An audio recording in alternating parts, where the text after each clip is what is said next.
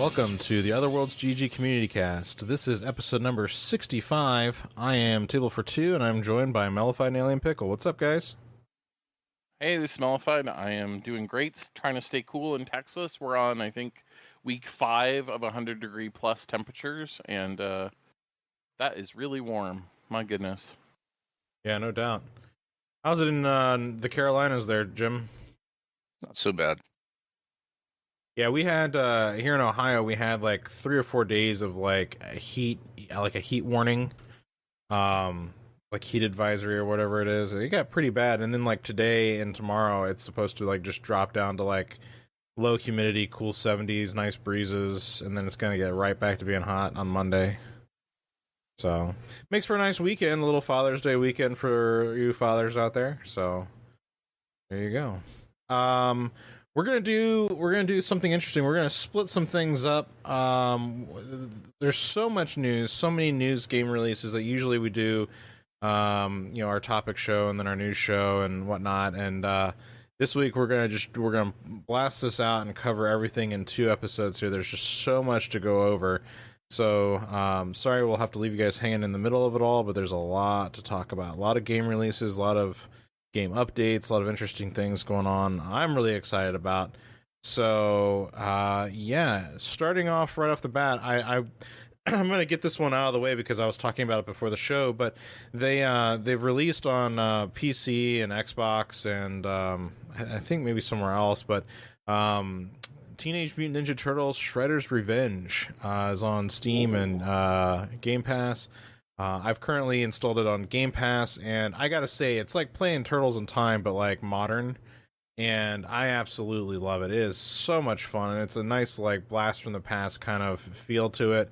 It's a retro style with like a modern for the modern age of a Turtles game. I highly recommend if you have not played it to go give that a shot, especially if you have Game Pass. Have you guys played it yet, Malfight or Jim? I haven't. I downloaded it, but I haven't had a chance to try it, so I'm looking forward to it. I've heard good things. Yeah, we should play it together. I think it'd be a good time. I played the first level, basically, and was like, yeah, it works cool. Yeah, with friends, it sounds like it'll probably be a better time, so that's pretty cool. Yeah, I've never really dug the side-scrolling beaters as a single-player thing. It just doesn't quite jive for me. Yeah, as a solo playthrough, I've also not been as into them, but with friends, it ends up being way more fun. Yeah, I was actually surprised that you can play as Splinter in it too. Yeah, Splinter and April O'Neil, which is pretty cool. So I was surprised as well. All right, cool. Well, what else do we got going on here? See. Well, let's see. Well, did you want to talk about your new Steam Deck? I mean, that's been probably the most exciting news for you. Oh yeah, I mean, in terms of like new and gaming things and being able to play games and whatnot, I finally got my Steam Deck, and I've got to say, like, I know Mellified's had his for a couple months now. I've been following the Steam Deck subreddit and watching all the crazy things that people have been doing with their decks. Got to be very careful how you say that. You guys got your decks out. Decks out. But I love this thing, and as we were talking before the show, it is very well balanced, so it feels very like good. Like it's got a good weight to it. It doesn't feel overly heavy. Like I feel like my hands are going to get strained, or it's going to get too heavy after long playthroughs. It's got this even weight dispersion that just feels great about it. And so that was the first thing that I noticed, that as soon as I picked it up, it felt lighter than it was supposed to be because of that. And well, yeah, objectively it is heavy. When you look at the stats, I think it's, a couple pounds or something, but it doesn't feel as heavy as it sounds. Right, it's deceptive, right, in that regard, and in a good way, deceptive in a good way. Like, and the way it feels, like, I'm not usually fond of like inline analog sticks, like a PlayStation controller. but this feels natural. The way the grip feels. You've got like 4 extra paddle buttons on the bottom and the back there for more functionality. You've got the 2 little touch pads on either side, and the screen's a touch screen as well. And the menu navigation and the SteamOS and through the deck in general is very fluid. They made Steam feel like a real console here. I know that like Valve has had their previous entries with like Steam Machines and Steam Link and that kind of thing. I think this is like they've really hit something solid here. And I feel like in the future, and I've already seen it. If you've not seen Craft Computing, there's a YouTube channel called Craft Computing. This guy did a PC build where he loaded the Steam Deck OS as the primary operating system. And I feel that the community is going to probably go pretty far with that because Valve has made huge... What, he just threw it on a PC as the OS? There's a little workaround that you have to do because it's not designed for normal PC hardware. But because of the chip architecture on the deck is a little different. And so it's basically Linux. So you just have to do a few tweaks, and there's a GitHub out there that you can go to get all this stuff and make it work. But he was using it and navigating it just fine functionally from like an operating system standpoint. And then, you can load up the deck OS basically with a controller, like if you have like an Xbox controller, and just, plow through it like it is a console. And I feel that because I'm able to take my PC gaming experience with me on the go, I can whip this thing out and play Doom Eternal wherever I want to, or Skyrim wherever I want to, with really good graphics and with really good fluid gameplay. And I was playing X4 Foundation on it last night for a little bit, which I was surprised at how well it worked with that. And so you're gonna whip it out in the theater when you find out Jurassic Park sucks? Just be like, no, I'm probably not going to take it with me on stuff like that. But it is the case is really slick. The way the charger pouch, they have like a little charger pouch, and like where they store that on the thing is pretty cool. There's just a number of things about it, about how they've done this. I feel like all of the quote unquote failures that Valve has had over time with their Steam controller, with the Steam Link or Steam machines, and all those other things, where you could almost look at those as failures. I feel like that was Valve taking notes. So instead of viewing those failures as failures, it's just like, okay, here's how we improve upon this. Here's how we make this better. And they've just been taking their slow time, like marinating this, and I feel like they've come out with a product that is shockingly solid. And I'm just gonna go out and say it, like this. I don't think this is going to take away from PC gaming.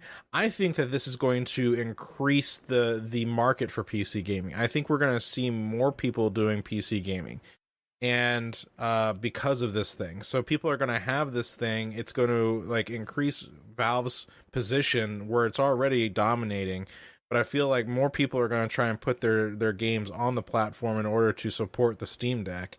I really feel that way based on what I'm seeing already, based upon how much Valve has gone out and put out the CAD files, put out the iFixit stuff, put out like all of these things to help support this hardware for like the people to get their hands on it and basically do whatever they want to with this thing. I really think it's going to increase the PC market.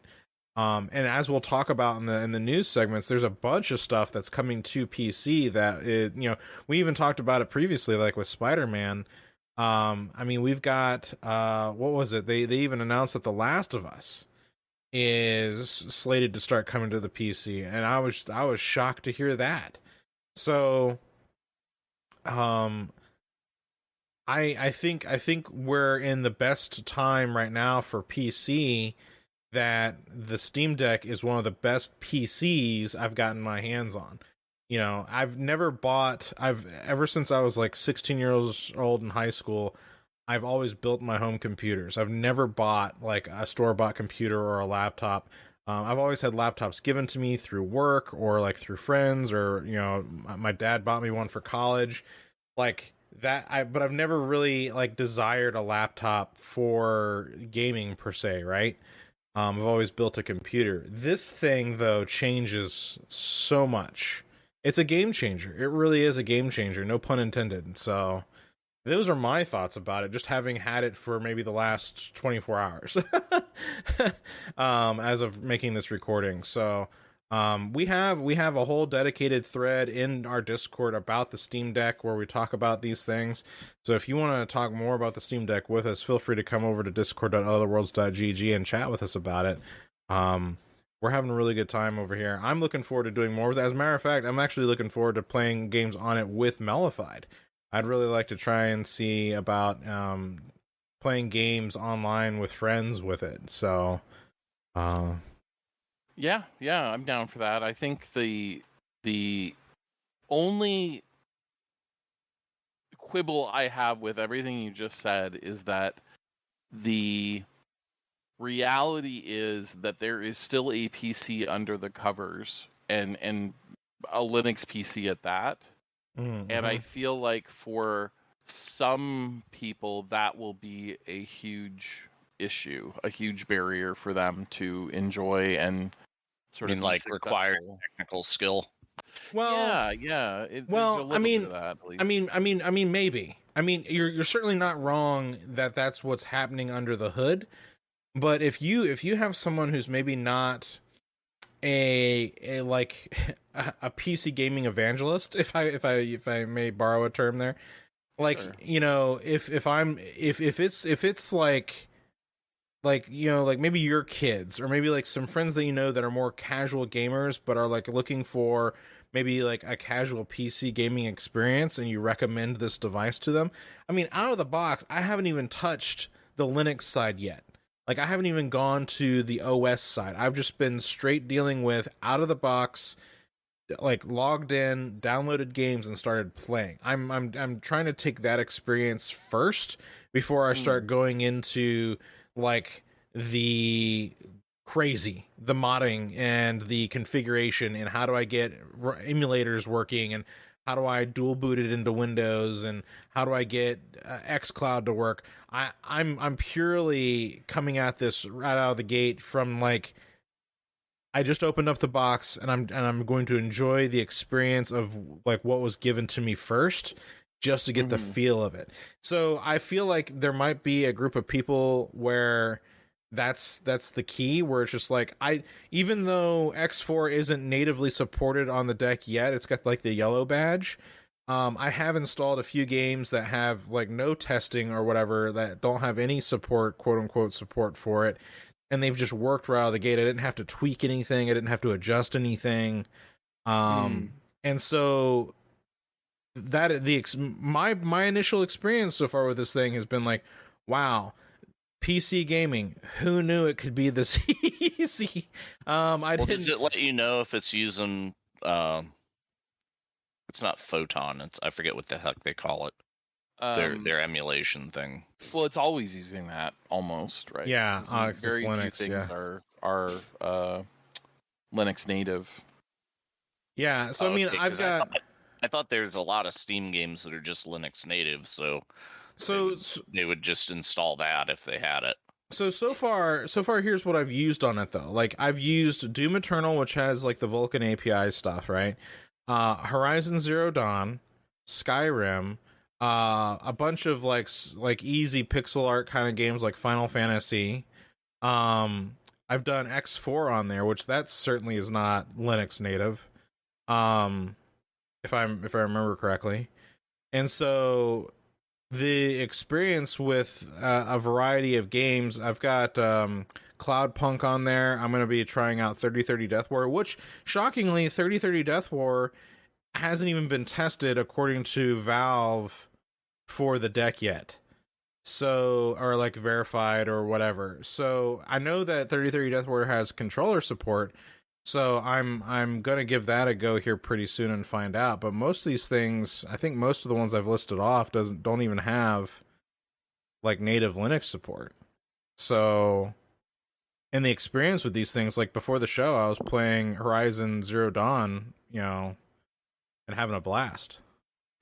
Proton does a surprisingly good job with most things, and certainly all of the ones that I've tried that are certified, that are the green status, work great, and the ones that are yellow, have some nitpicks, but generally they run okay if you get into them. So I don't know. It'll be interesting to see. I mean, it's not perfect. I'll give you that. I'll give you that it's not perfect. But I'm just saying, as someone who has been more cynical in their older age towards these things, it's acceptably imperfect.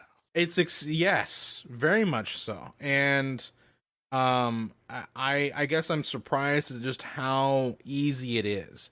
Like I haven't had to tweak anything yet.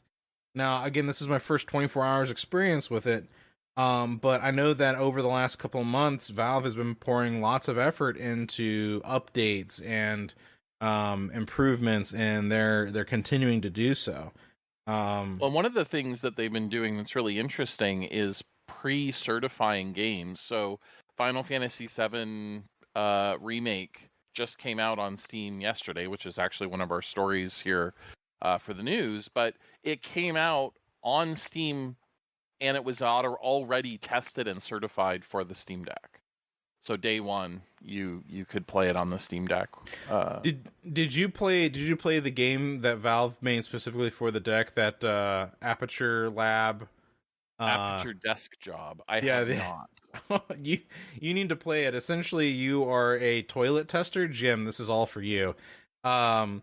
You're just a grunt working like a conveyor belt, testing toilets to make sure that they flush properly. And so you're saying that Valve so loved the idea of toilet flushing simulator, available now on Steam for 99 cents, that they actually made a first-party toilet flushing simulator.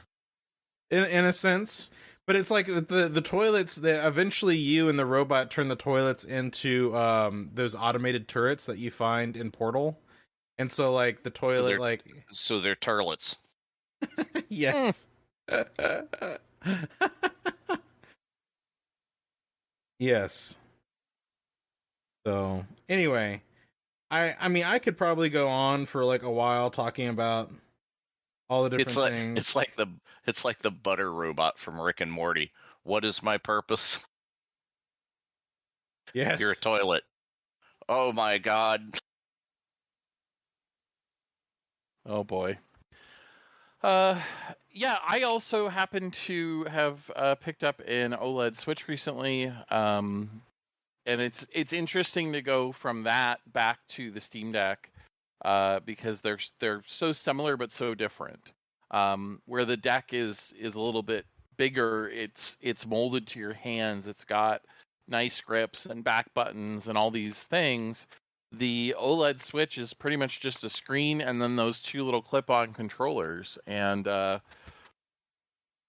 it feels light, which is a plus, but the bigger screen on the Steam Deck, the better graphics definitely show the advantage that Valve has with their device, I think, compared to the Switch. Yeah, that's another interesting thing about when you talk about like consoles and like the market and gaming and stuff like that. I get really curious about like what is Nintendo going to do moving forward, I get really curious about that.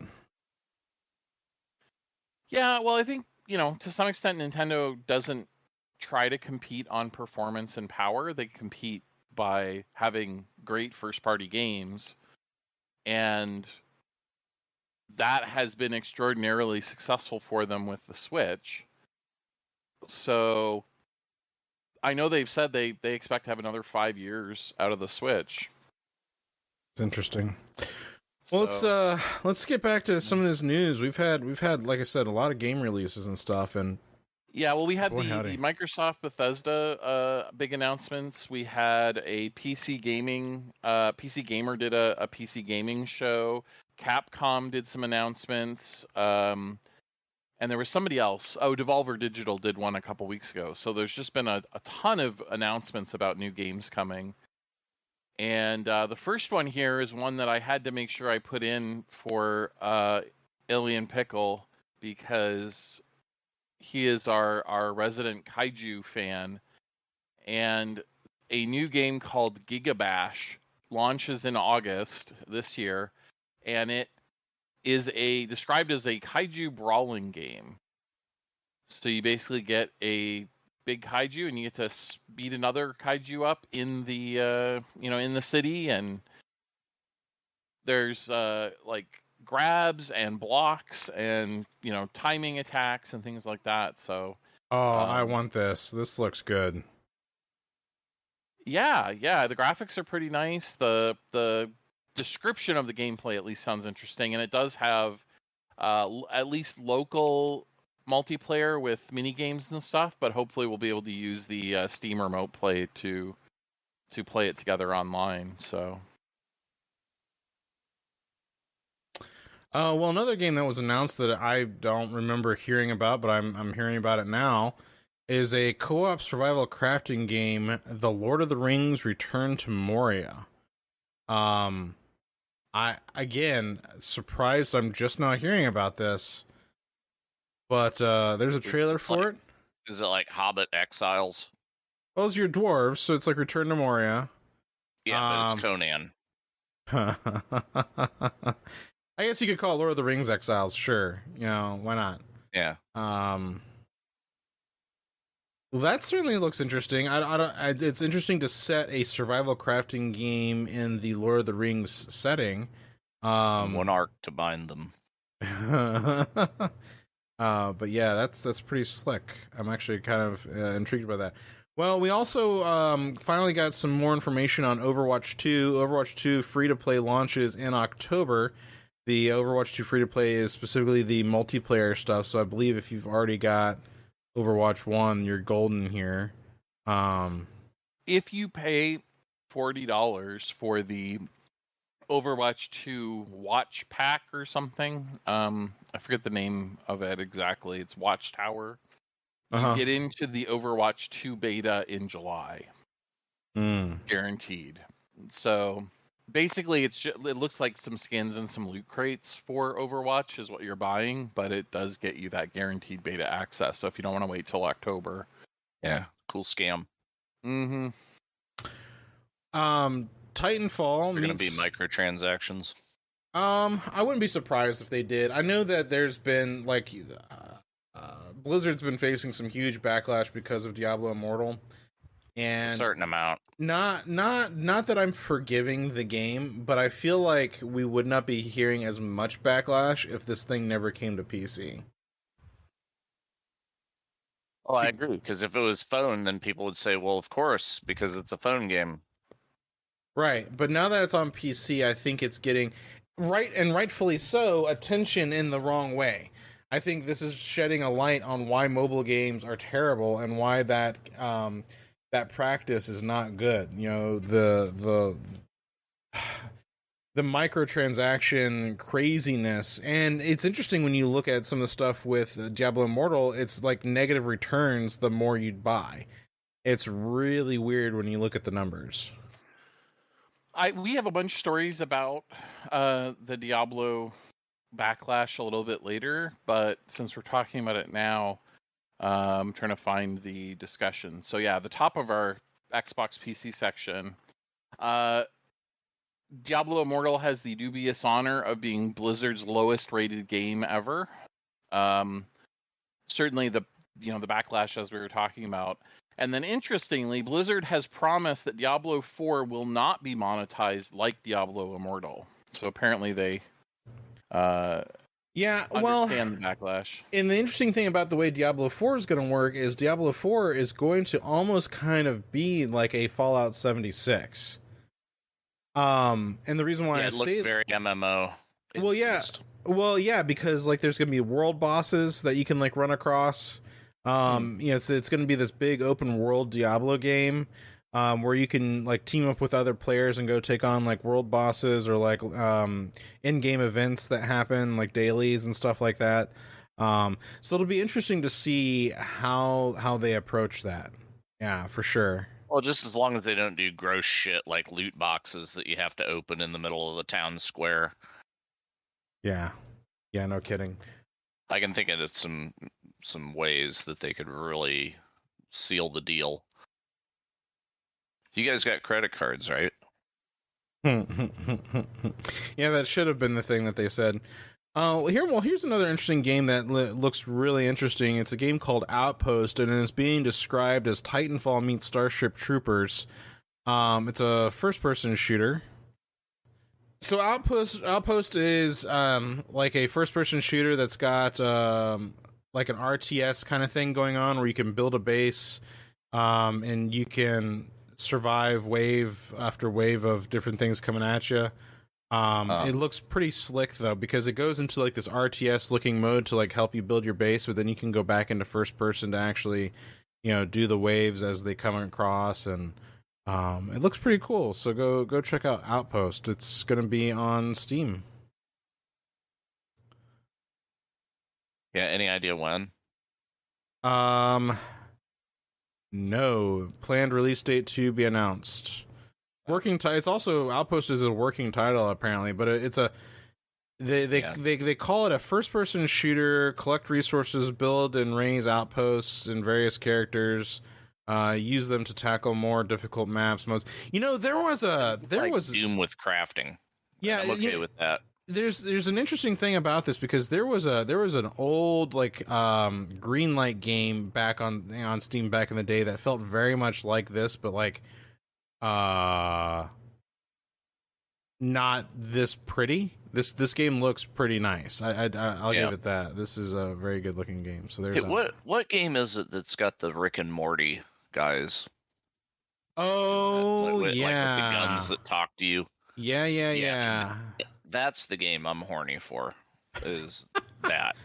Yeah, I don't remember what the name of that one is. I think we'll probably we'll come across it in this list, but okay, I was just making sure it wasn't this. So okay. No, that's not it. The game you're thinking of, Jim, is High on Life. It's an Xbox FPS. It's people are calling it secretly a Rick and Morty game, but it's definitely by those people. Squanch. Yeah.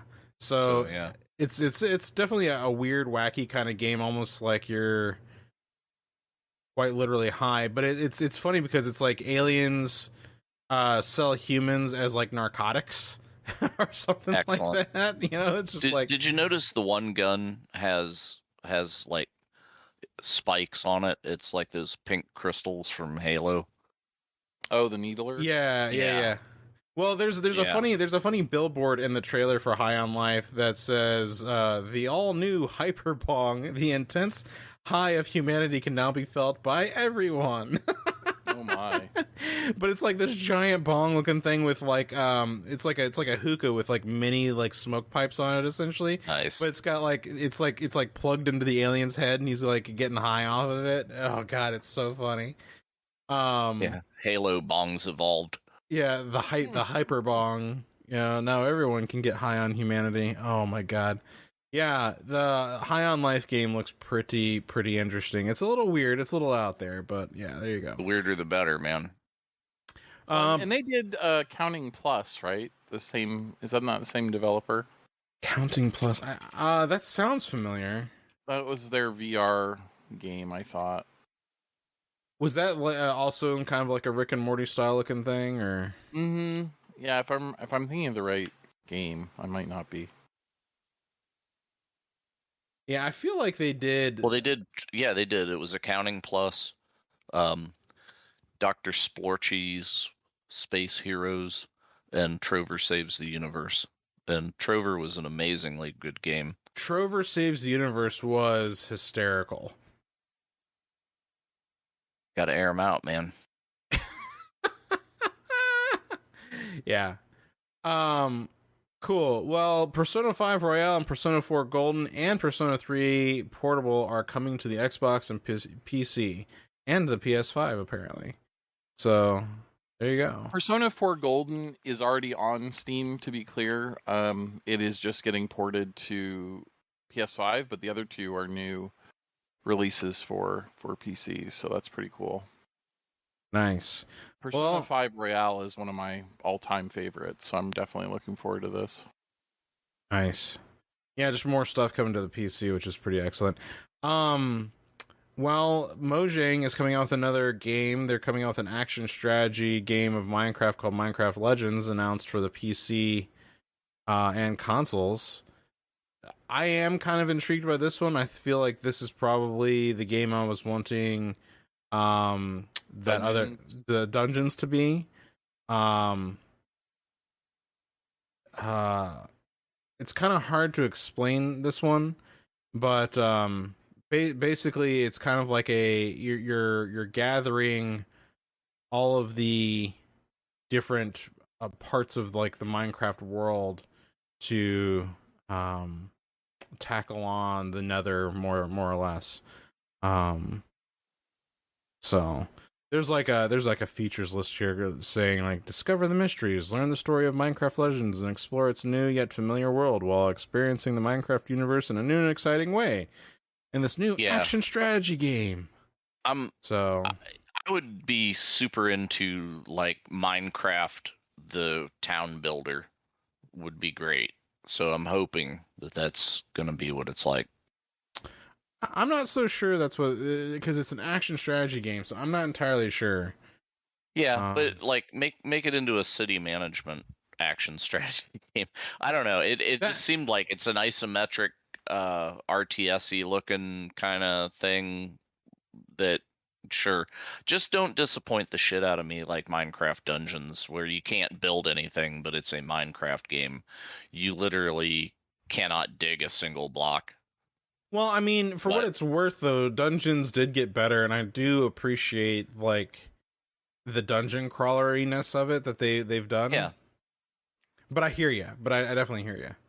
Well, I just feel like they didn't capitalize on what's mining and crafting in their face, you know. Yeah. Right. So it would be great if it was actually like you know, like cities. Make it SimCity Minecraft with an RTS in it and the ability to like build your buildings from blocks. Dang. Wait, what? From blocks? What? Yeah. The funny thing is there's actually a precedent for that. The Dragon Quest Builders games are very much that, and it sure seems like, you know, that should be a Minecraft. Oh, I thought Dragon Quest Builders was just a tutorial because it never got out of the tutorial.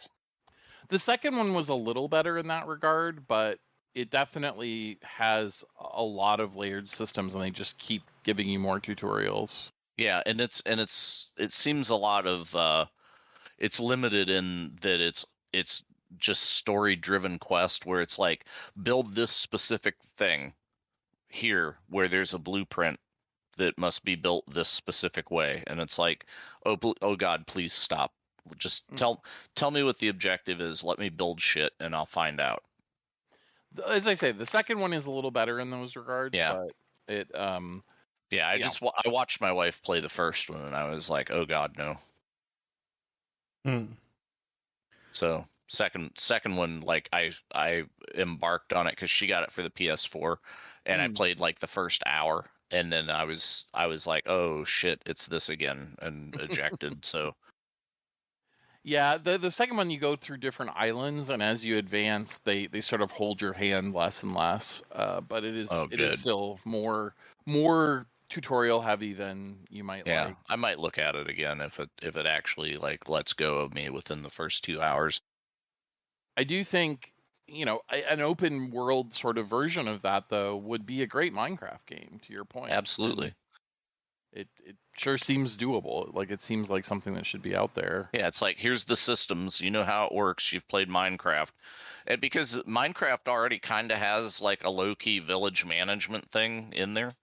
Because they built that in, right, where you do the stuff with the villagers, and more villagers will move in, and you know, so if you build it, they will show up. So that would be great. And in the trailer they showed the villagers a lot, so I was like, ooh, maybe. But anyway, wish in one hand and mine with the other. All right, well, what else we got here? We got some more gaming news. Well, we have more releases. Let's see here. The Persona-like school life strategy RPG Demon School has been announced for PC and console. So this is, you're a high school student and you stumble on some mysterious other world and you get to fight and kill things in it. So it is a 2023 release, but it is coming to all the consoles and PC. So I love these kind of games, so it's definitely up my alley. We'll see. Why is it always Japanese high school kids that get the giant robots or the interdimensional travel and save the world? How about a nice old people save the world game? Well, that was the joke in Harry Potter, right? Like when the professor was like, "Why is it always you three?" Yeah. Yeah, I would like a superheroes come out of retirement to save the world. It would be like geriatric Justice League. Oh, well, wasn't the Incredibles? Right? I was going to say, wasn't that the Incredibles a little bit? Yeah. They weren't geriatric certainly, but coming out of retirement. Well, yeah, I mean, they were definitely older and had kids and couldn't quite fit back into their suit. And I always loved Frozo. He was like, "Woman, where's my super suit? Yeah, where's my super suit? What do you need your super suit for? You can't be a superhero." Yeah, that was very funny. Powers, which was a fantastic comic book, but it was a Sony made series that was only on PlayStation of all things. They were trying to make PlayStation a streaming service for a hot minute there, and they made this show Powers, and it was a similar thing where superpowers or superheroes are outlawed, so they're not supposed to use their powers at all. And they have some folks come out of hiding to save the world type of thing. So there's definitely some precedent, I guess. Let's see what else we got. We got a new turn-based tactical shooter called Tactical Breach Wizards. This just looks so silly, what a goofy concept, but that I just love it. I love the idea of this super serious tactical gameplay with wizards. The screenshot that they have, or the little logo on Steam, has this guy with a wizard hat and a big white beard wearing the super operator shades, and he's got a big old rifle with a crystal sticking out of it. It just looks like such a weird mashup, but a lot of fun. So yeah, that's fingers that's crossed awesome. for this one. Hey, I'm wish listing this right now. All right. Resident Evil 7, Resident Evil 2, and Resident Evil 3 all got updates to take advantage of some of the features on the PlayStation 5 and Xbox Series consoles. At the same time, Capcom updated the Steam versions, and when they did that, they raised the system requirements because you needed a more powerful computer to run these the new versions of the games, which really pissed off a lot of people. Capcom ended up kind of rolling it back to where you can install the old versions of the games as well as the new enhanced versions. So, I don't quite understand why they didn't just do that all along, but at least now people have the choice on PC of which version they want to play. But this added ray tracing, it added higher frame rates, and improved textures and things. So definitely a nice visual upgrade if you have the horsepower for it. I don't know, man. The Resident Evil games, they just they don't really do much for me. And I know a lot of people have nostalgia of it from the original PlayStation days and stuff like that, and that's great. It's just, I don't know, Resident Evil as an IP and universe just has not been up my alley at all.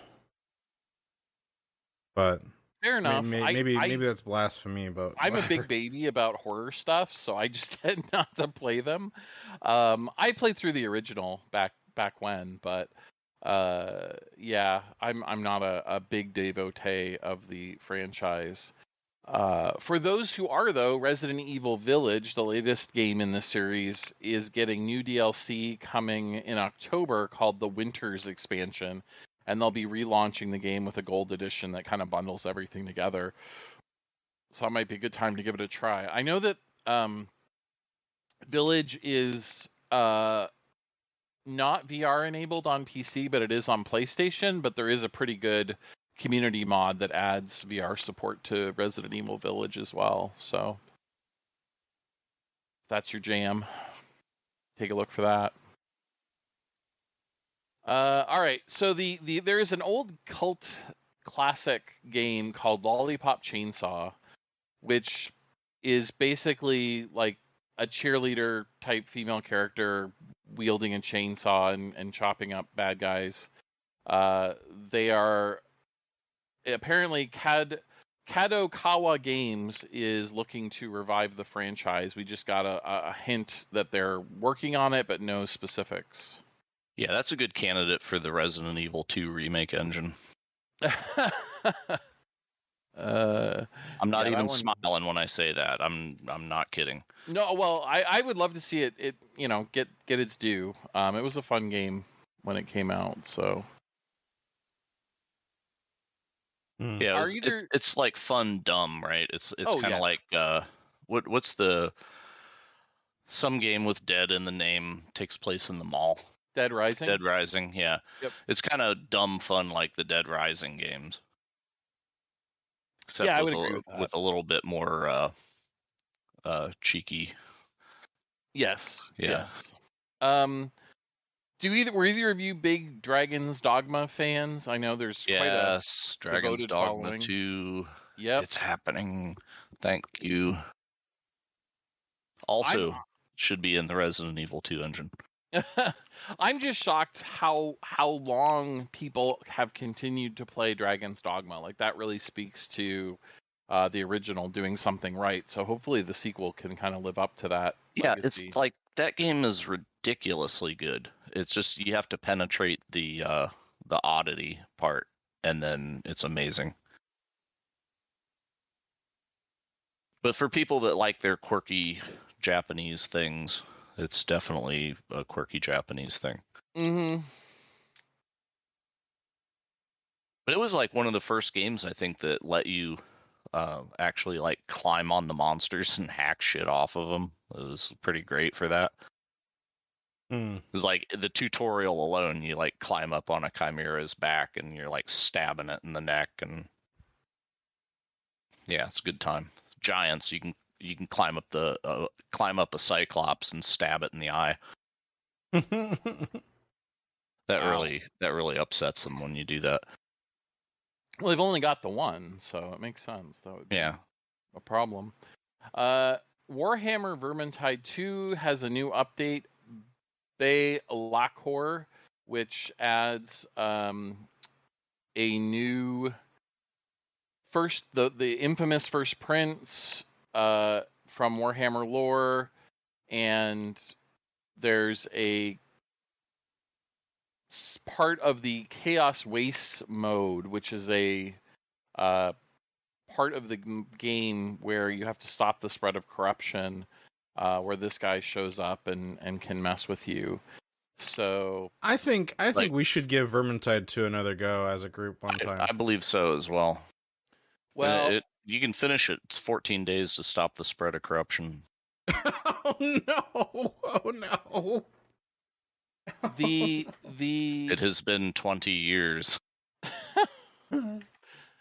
The interesting thing for me is with Darktide coming out, the Warhammer 40K version of Vermintide, I know I'm going to want to play that. So I'm trying to I definitely want to do that. I refuse to get horny for it because it's like, is it not the same guys that made the Space Hulk not Vermintide thing that was kind of a cluster? Maybe, but it's the same guys who did Vermintide, so at least. Well, it's different guys then. All right. Speaking of like the knockoff version, if you haven't played Space Beast Terror Fright, you need to do yourself a favor. Yes. Yeah, that game also needs to get remade in the Resident Evil 2 engine. That's funny. Well, I don't know much about this next one. I don't think I haven't seen this game.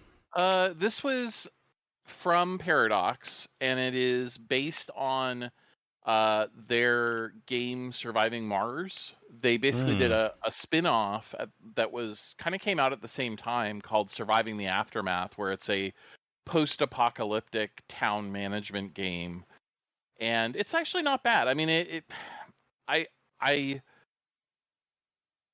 feel like the difficulty got up there pretty quick in it when I played, but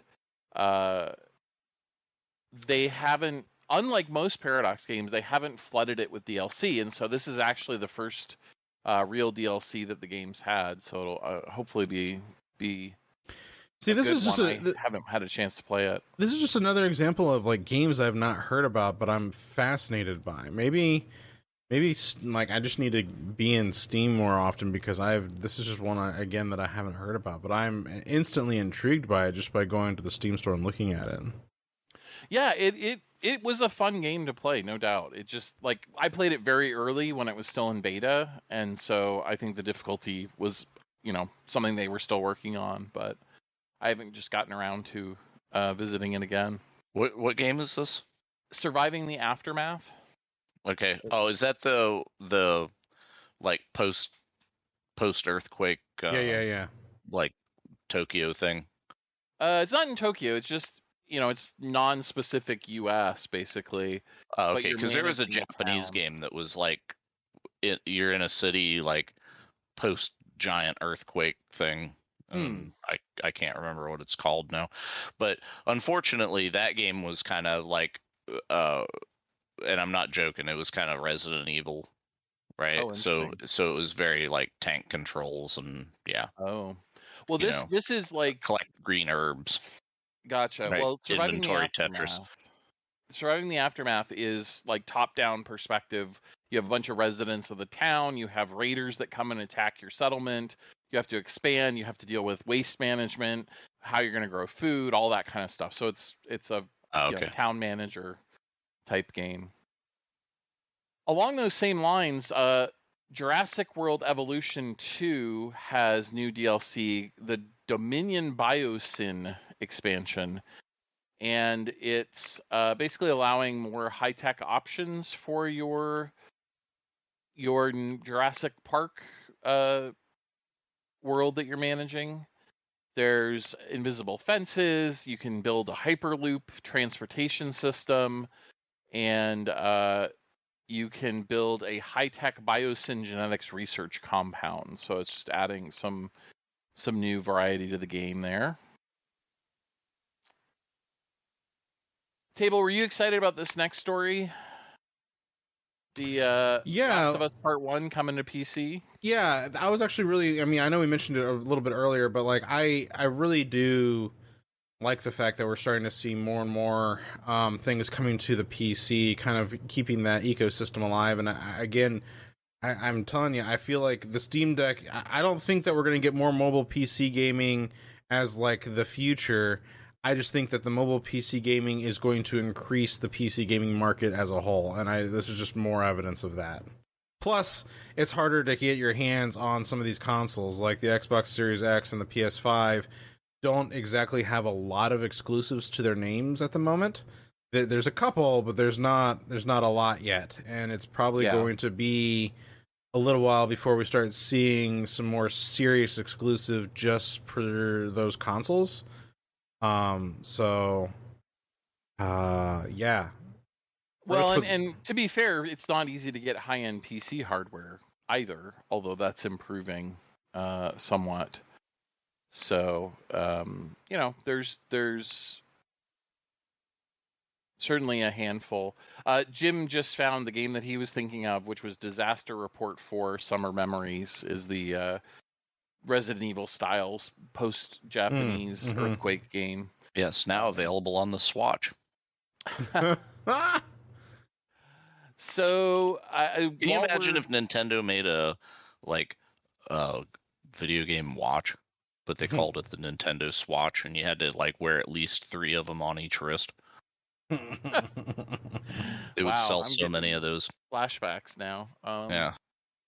So while we're on the subject of expansions, MechWarrior 5 Mercenaries got a new add-on called Call to Arms. Oh hell yeah! It's okay. Just okay. Yeah, which is 10 times better than the other expansions for that game. So it's yeah. Well, it okay. gives you 9 new melee weapons, 23 new mech variants, which are tend to be melee focused. 5 of those are hero mechs, and you get a 5-mission quest chain where you steal the Lyrian Commonwealth's Hatchman prototype. So Yeah, the Hatchet Man thing, I haven't got to that mission yet. The Hatchet Men are kind of scary, right? Because they're 45 or 50 tons, maybe 55, but they pack an AC-10 and a big hatchet, right? And it's a thing. But I got, unfortunately, I feel there's too many mechs in the game that can carry melee weapons now. And it's some tons to carry, but I have a hunchback that's carrying a giant caveman mace around. It looks like a frickin' horse leg with spikes on it. And if I get close to you with that thing, it will, no joke, pound your mech's head out its ass with wow. it hits really hard. Yeah, it's you get that light mech that's I'm gonna jump over you, and then the thing's just bonk, and he's dead. Well, it's great. one of the couple of things that I thought were exciting, they got 3 new biomes in this DLC, and then they also updated the base game. Yes, and the update to the base game is actually the best part of the whole thing, because they finally got the base game into a decent state. And it tells you now, whenever you run into mechs or missions, it puts the icon of the DLC that it's from, so you can tell, oh, hey, it's actually using that DLC I paid for. Well, the couple things that I was seeing that they added was flexible tonnage limits for missions, which seems that I haven't seen yet. Okay, that one maybe that's an option somewhere. I would love to find. Now I got to go look, because there's so many times, man, where it's okay, go do this mission. It's balls hard, but you have to do it with 200 tons. And then I go to load up my best mechs, and it's oh, well, I got 205 tons. Crap. Now I can only take 3 guys. I'm going to be wicked undertonned. So if I could take a money payout hit to just take a couple extra tons, we're good. So hopefully. Well, a couple of the other features that the base game got, an upgraded star map, enhanced contact screens, and the ability to swap to a lancemate's mech when you die, so you can actually keep going in the mission. You don't just have to restart immediately, which is kind of just don't die. You'll never see it. Fair enough. Fair enough. Be good like me. Get good, scrub. Got it.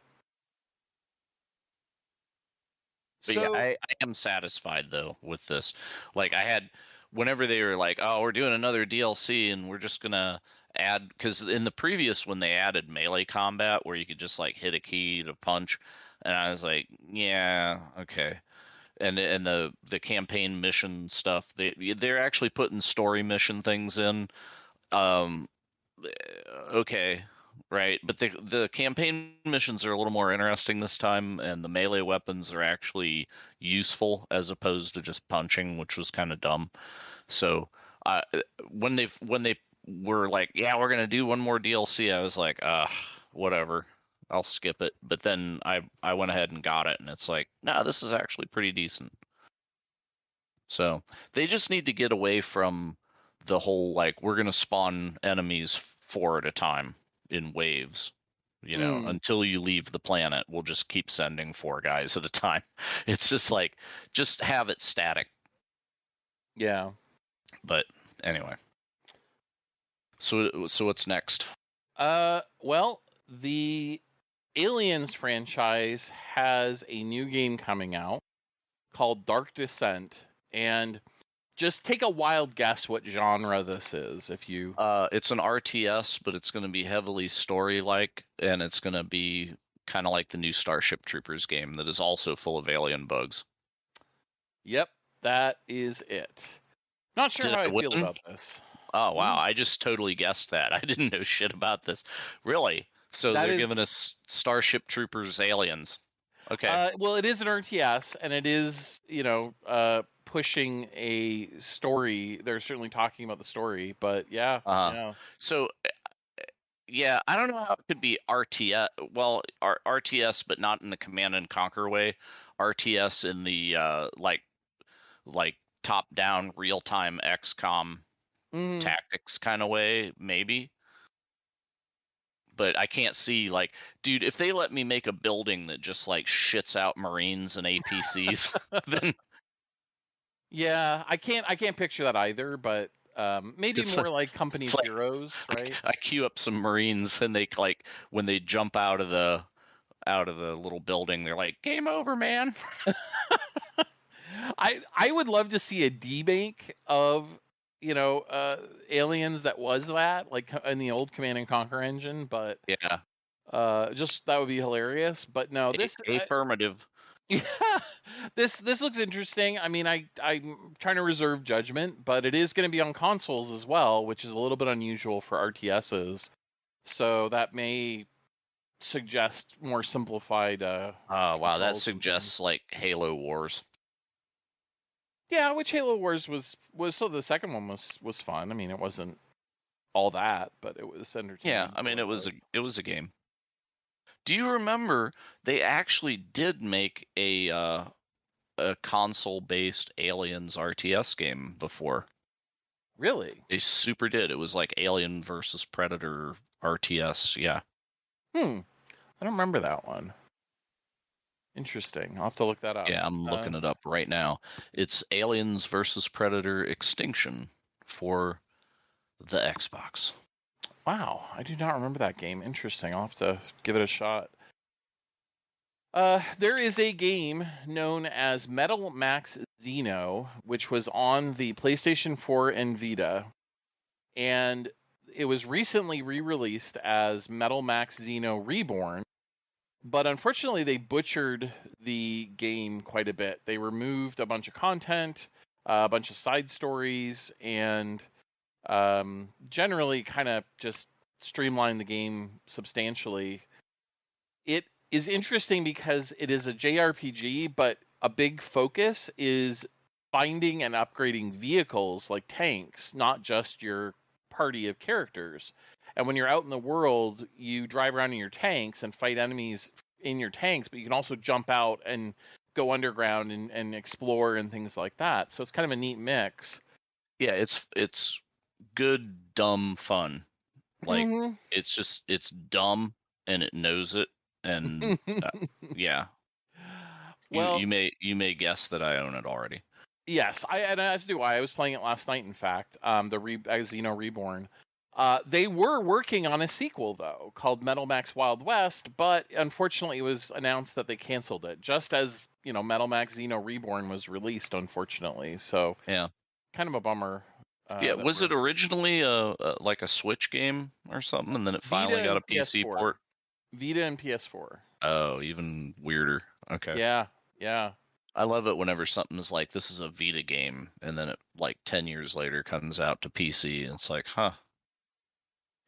Yeah, it's an odd delay. The complexity of the world geometry reminded me more of a PS2 era game, but I guess that may be the Vita. Yeah, it's Vita limitation. Yeah, exactly. But it was on PS4 as well, so but I had never heard of it until I saw Reborn come out. So let's see. We are now getting an expansion called the Conservation Pack for Planet Zoo, which adds an Amur leopard, a scimitar horned oryx, a siamang, and an axolotl, and a Przewalski's horse. I'm butchering all of those names. I apologize. But yeah, I mean, this is an interesting, mix of kind of rare and unusual animals. Yeah, and the campaign voiceovers, Greta Thunberg. Yeah, maybe. yeah. Preaching about ecosystem, whatever. Yeah. Destruction, yeah. Well, Yes. I mean, it fits for Planet Zoo, right? I mean, I think this is a reasonable place to have something like this, but I have not. I just think it's a missed Planet Zoo. opportunity to not get her into the gaming industry. Be interesting, that's for sure. Have either of you played the new card-based first-person shooter Neon White? It just I'm sorry. but I've heard Card-based amazing. first-person shooter. Yep. Yes, it's just like it sounds. I heard from Australian person, Skill Up, that it was amazing and not to be missed. So I haven't bought it. I have bought it. I haven't played it yet, but I am fascinated by just the Steam video, which opens with, why do you have assassins in heaven? Well, and that's like all the assassins go to heaven. I guess, but that's the hook, right? You're an assassin in heaven taking out, the bad guys, I guess. So definitely looks interesting. The card mechanic. Good assassins, right? Like there's Ezio. Yeah. He was good. In before some Diablo like meme, yeah.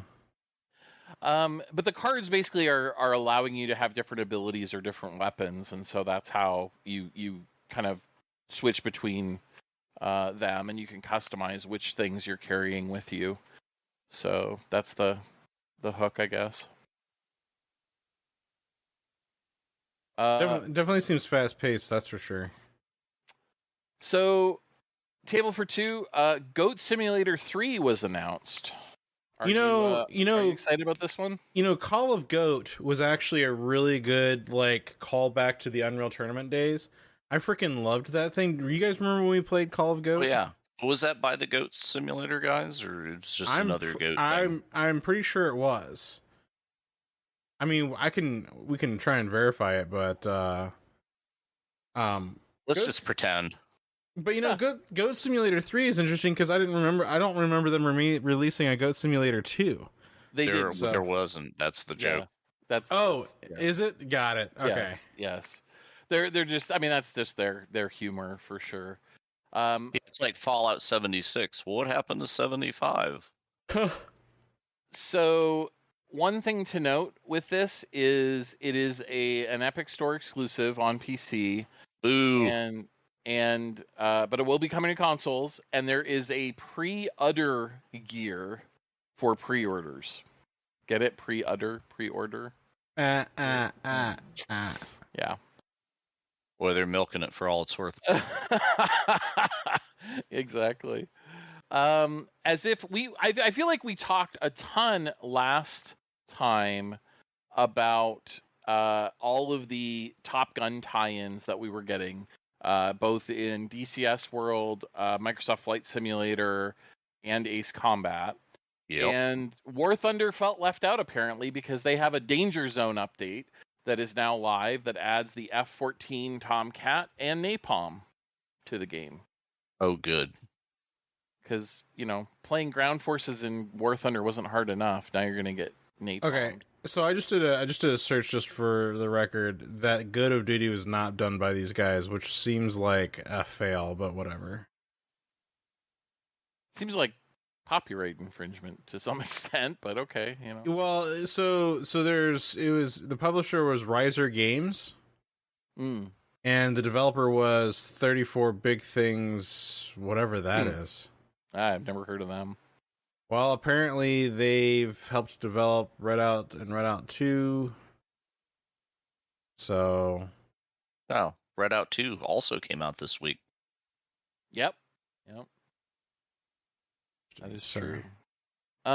We're getting a new throwback RPG that was heavily inspired by Chrono Trigger and Final Fantasy VI called A Tellurium Shift for both PC and consoles. if that sounds like something you'd be excited about, they this is the game for you. There's Sounds also like the title of a Star Trek episode. The there Tellurium is Shift. yeah there that's true. It does sound like that. There's also a demo available on Steam that you can go and download and play right now. There you go. Yeah. Raw Fury is publishing a new open world deck building life sim called Moonstone Island because we don't have enough open world games. We don't have enough deck building games. We don't have enough life simulator games. So clearly, combining them all together actually does sound kind of interesting. I'm giving it a hard time, but the visuals look really good. Nice, like real cartoony style to them, and you can travel by balloon. You can befriend spirits, wild spirits who will fight alongside you, craft items, explore dungeons, etc. So kind of hits all the RPG checklist items, I guess. This next one, yeah, these next two, I guess, are kind of an interesting combination. Final Fantasy VII Rebirth announced. It's all kind of part. Okay, I don't understand, and maybe this is just where I need some help getting this, but like, there's been so much with these Japanese games like Resident Evil and Final Fantasy where they keep making these old games again, or like variations of. So like, I don't understand how many different Final Fantasy 7s that we've had, or 4s that we've had, or like, what was it, Final Fantasy, like they had 10 and then 10-2. They've got all of these like same kind of things.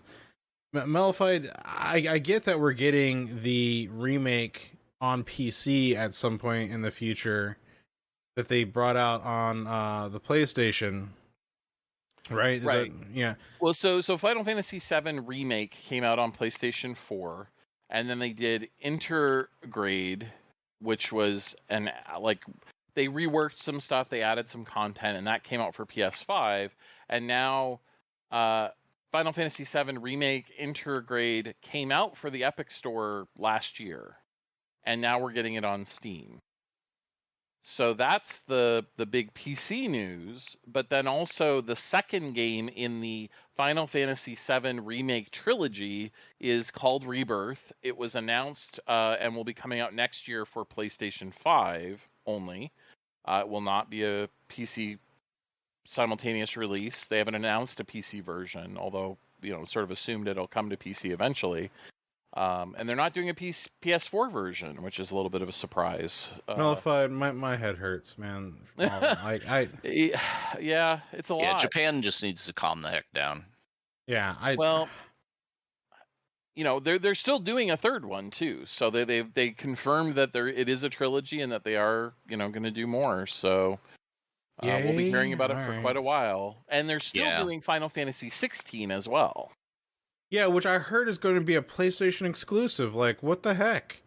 I was really probably a timed exclusive, granted, but remember, like, the tale of Final Fantasy was that it was like on Nintendo for so long, and then after 6 it went to Sony, and then it became like a Sony thing for like forever, it felt like. And then eventually they just started releasing them on Xbox and PC, and it just felt like anytime there's a new Final Fantasy, it was just like multi-platform release. I feel like them going exclusive to PlayStation again for this new one seems kind of like a little bit of a throwback. I don't know.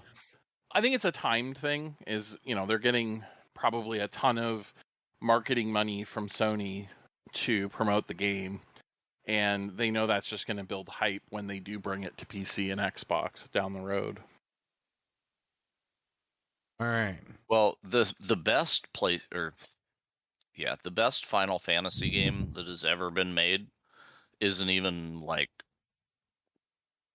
a mainstream Final Fantasy game, but it's Stranger of Paradise. I highly encourage anybody to play that.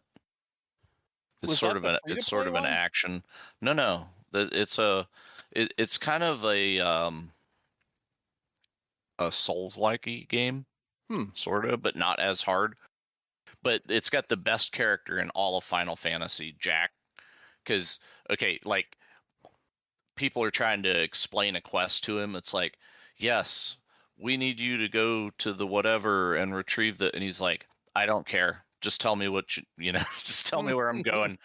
And he's like talking, there's a boss, right? And the boss starts monologuing, and it's like, yes, you will be doomed forever, for I am. And he's like, I don't give a F who you are. And he jumps through the air and just like cold cocks the boss right in the mouth.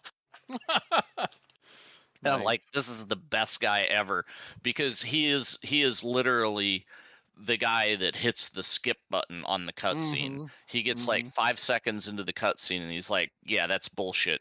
And in fact, he even there is one of the characters starts monologuing about how it's like, well, chaos, my theory is that it's whatever, and it's just an illusion, and people just created this concept to it. And he's like, and he looks her right in the eye and he pauses a second and he goes, bullshit. And he turns around and like kicks on some death metal on his iPod and just like drowns her out and walks away while she's still talking. I love that game.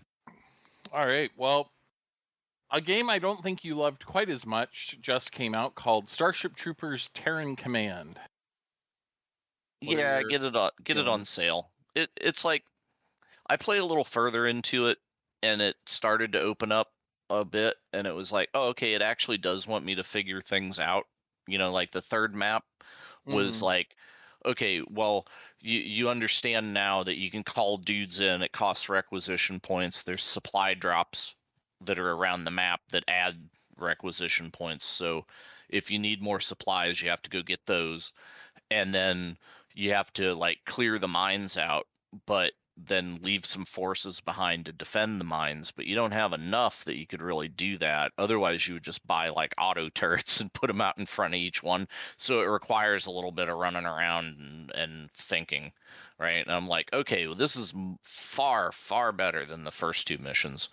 So maybe I'm back on board. I don't know. But I would say it's unless you're into those kind of like cookbook style, like do this, you win kind of format of a campaign, and it's only like how many missions long and then it's over, and there's no skirmish, there's no multiplayer, so it's kind of like, it is what it is. You'll probably get like 10 hours out of it. $30 $40 release, $30 yeah release? $30 is a hard ask. Like 15, yes. 30, I'd wait for the sale, which starts June 23rd, probably about the time you're hearing this. Actually, no, it's already over because today's the 18th and we're not going to have this episode out by then. So I hope you got it on the Steam sale. Yeah. Well, no, this episode should be out as of recording this tomorrow evening, so on the 19th. So. Oh, okay, cool. Well, yeah. All right. So if it gets down to $20 or less, it's worth looking at. Right on. Well, this is we've got a lot of news to cover still, but we are going to, and that's good to end it on that one, because we're actually going to split this up and cover more, even more probably in the next episode. So tune in next week for more. We've got a lot. We're probably just going to keep rolling through in the recording here. So we'll see you guys on the next one. This one's been episode number 65. Yeehaw.